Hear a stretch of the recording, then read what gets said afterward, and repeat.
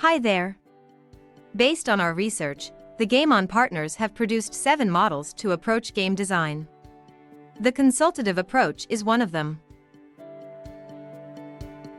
Usually, the consultative process is practiced in formal and non-formal education environments.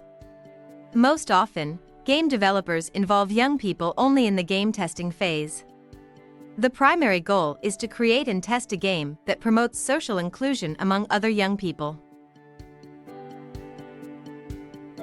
Following the consultative approach, young people get involved only in game testing. Consultative game design has unique features.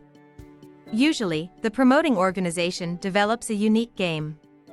Young people participate in testing sessions to give feedback on the game topic, mechanics, and content integration. Many young people join testing sessions of the game. In this type of game design process, testing lasts from 2 hours for quick testing and feedback to 8 hours that includes extensive testing, discussion, and suggestions for improvement. Mainly high school students whose participation is compulsory or youth centers visitors who join voluntarily.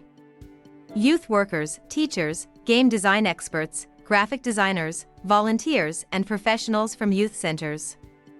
Usually, consultative game design focuses on one unique game. Young people participate in the testing phase or refining of the game content. All activities are guided by project promoters. The process is guided and facilitated mainly by staff members from non-governmental organizations and professionals from youth centers. These are some personal, social, and civic competences young people can develop in consultative game design projects. You can further explore examples of consultative game design. Join a learning playlist on methodological models in game design.